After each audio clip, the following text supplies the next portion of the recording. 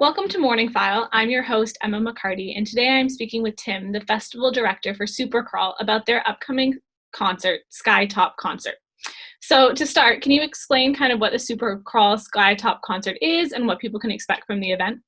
Yeah, sure. I mean, basically, it's part of a series of things that we're going to do in lieu of having the big festival. So that's the first element of it. But we're starting off with 6 concerts over 4 days on the 7th floor of a parking garage downtown on York Street. And basically, it has an open roof. So we're going to build a stage in an environment and host the 6 shows with 100 tickets per show, socially distanced, and offer free mask, little Supercrawl masks. So when you come to the show, there's a little keepsake. Just to sort of kickstart live music happening again during phase 3. And in an outdoor setting, you're only allowed 100 people. So that's why it's 100 cap. Yeah, so we've seen, I guess, kind of over the last couple months, a lot of online performances, virtual concerts. How did you guys kind of come up with the idea to finally step into real concerts again? Well, we were thinking about a number of ideas, and we were planning to actually try to do shows up on that rooftop years ago, we couldn't get it passed actually through the municipality. But then the city said, because it's only 100 people, they had put an RFP out for anyone in the community really to answer to see if somebody wanted to take on doing some things. So they have a small amount of money to contribute towards the shows. And we're just lucky enough to be in a situation where Supercrawl has money that we have to spend, that in lieu of the larger festival. So we've taken the money that we have and allocated a pretty big chunk of budget to actually do the shows in a real fruitful way, with like larger performers backstopping the guarantees, because the guarantees are much higher than what the ticket revenue would be able to sell. So, we just kind of went out to the agents in Canada to see who may or may not want to do anything, because there's certain artists that don't want to play. There's certain artists that are dying to play. Mm-hmm. We had to ensure that everybody we had for this event and the other things that we're going to put together were all really Ontario based. We wanted to make it easy, so people could come into town, do the show, and then be able to get home no problem. So we didn't have to worry about putting people up in hotels and just causing other issues around the whole potential spread of COVID and playing by the rules, so to speak. Yeah, so obviously you've taken precautions with the performers, and you said you guys have masks for everybody. What types of other things need to be done in order to make sure the event's safe? Everyone's socially distanced, so all the seats will be 6 feet apart. Sounds worse than it is, I think. You can go with a friend and it's not terrible. Like, you're not so far apart you can't have a conversation. We're going to offer like a bar service. So we're going to roll a bar in between all the aisles and like serve people in their seats so that they don't have to come to the bar. We come to them. We're also providing like a couple vendor booths, so some local businesses can contribute and see a little bit of benefit from it. That's the most challenging part I think we have, because technically people shouldn't be leaving their seats, but they can leave their seats to go to the washroom. We're trying to keep the get out of your seat, for a beer option off the table. So we're going to just have to manage the lineups as people go through to see the vendors, and they're not allowed to touch anything. That's kind of weird. It's hard to buy things without touching it. You want to touch everything by human nature. That should be a bit of a situation as far as management. But we've created a lot of aisles, huge aisles, and lots of space between seats. And we'll have lots of hand washing, like hand sanitizing stations.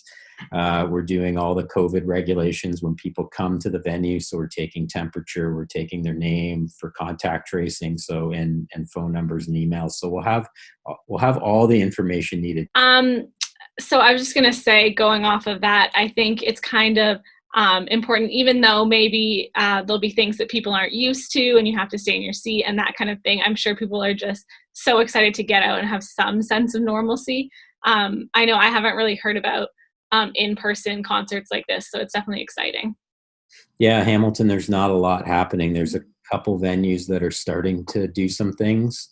And I alluded to the fact that we'll have more. We're going to be announcing actually this end of this week a whole other series of concerts that are going to be taking place indoors, 50 capacity shows.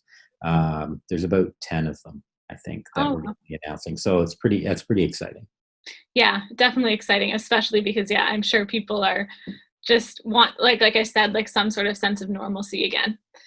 So, for sure. yeah, so Supercrawl is one of those things that's based off, it's a big festival. It's based off of crowds of people coming to events. What's it been like just trying to restructure and figure out how to do that in a different way? Well, it's been a weird year because honestly, right at the time when this was all happening would have been the time when I was like finalizing all of the contracts for all the performers. So we had a good deal. The festival booked most of it, I would say. And if not, contract in hand, ready to sign, we were in the process of getting contracts or had, verbal agreements with artists to perform. The only things that I had left to do was, a fair chunk of the local performers, because I always leave the locals to the end. I wait to see who we have as headline and support, and then I build our local, build the local stuff around what the stages are themed like and who we've ended up getting for the top line talent. And then on the theater side, we had all the theater artists picked. We had art installations were all submitted, and we had narrowed it down to the 10 that we wanted, and luckily we didn't contact any of the artists, so we didn't get anybody's hopes up, I guess, so which was good, but yeah, just really, it's been really frustrating. And then waiting, it's like, okay, how long can we wait? And we waited as long as we possibly could, which was June, before having to actually make a final decision on not having the actual festival in itself. And then at that point in time, it's like, okay, what can we change and morph into? And we still had to wait. We waited till August, basically. Like all this has all happened in the last sort of 4 weeks, where we're waiting and waiting. Is we're going to go to phase 3? What does phase 3 look like? Are we going to be able to put artists in front of people? How's that going to look? So we had to wait and wait. And once we finally got to that point, we were having regular board meetings with the board for the festival to say, listen, we're still waiting. We want to do something. We do have money. There's money sitting there from grants that needs to be spent. And then we also have sponsors on board that are still going to contribute, but we have to give them something to contribute to. So really, it was just a big waiting game. And then when we finally knew we could put 50 people inside and 100 people outside, that's when I started, and the team started sort of pulling things together. So we've got the music, and a lot of the music that is at the rooftop, and also in the next announcement that we're going to do, they were playing Supercrawl, a lot of these artists, which is great. Most of them, I'd say. And then we're going to be doing a theater night as well. So we'll be bringing some theater performances in. We're going to work with fashion and do a drag show as well. So I'm giving you some tidbits of some things coming. I won't give you any band names or any specifics on any of the artists for any of these things, but definitely more music, incorporating theater, incorporating fashion and drag. Also, we've hired an art installation producer to do redo the mural on James Street, and that will be announced really soon and installed really soon. And then we're working with another group of artists, Clear Eyes Collective, to create the environment on the rooftop, and they're going to help work with us to, do the environment in the new space that we're going to be working out of as well. So trying to spread the money around into as many tentacles as we would normally do. I think the biggest thing that we're really missing is that, food trucks. I think we'll probably be able to have a food truck or two come to the new venue that we're going to be putting the shows on and do some serving outside. So there'll be a tiny little bit of, help that we can give to the food trucks.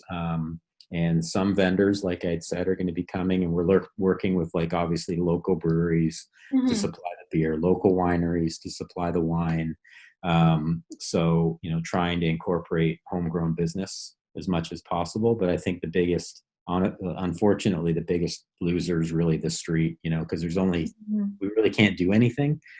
I keep getting asked by people in the community, just close the street. I'm like, like, even if we announced, like, we can't do it. Somebody else would have to do it, even if the city allowed it. But if Supercrawl went and said, oh, we're going to close the street one day, it would be mayhem down here. Yeah, Like, there's no way you could police that. I know, people would come and they're like, all right, what's happening, right? Like, even if we didn't announce anything, just, announce that we were closing the street, it would be unmanageable. So, it's something we really just can't do, unfortunately, at this point in time. But I'm really excited to have a proper festival again next year.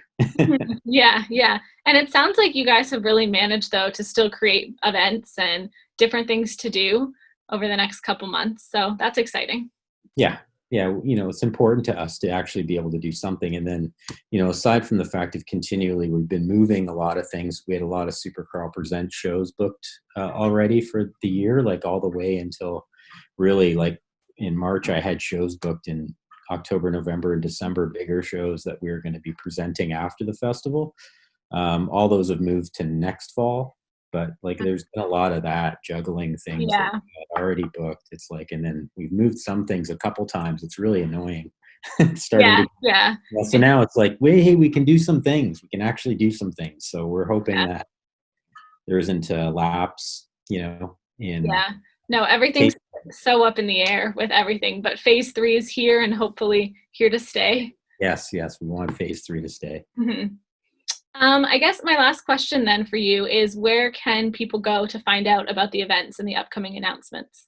Everything's on supercrawlca.ca, and our Twitter account and our Instagram account. So basically everything's on socials. It's all out there as soon as we announce, and press will cover it. Like, we always get a lot of great local press. We have some good radio station partners, so it'll pretty much be out and about. It'll be there. You'll be able to hear about it. I don't think,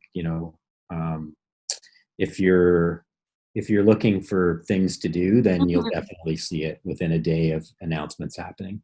That was Tim Potocic speaking about Supercrawl's upcoming Skytop concert. Supercrawl also has several other events in the upcoming months, so make sure to keep an eye out for that. For more MorningFile content, you can visit cfmu.ca.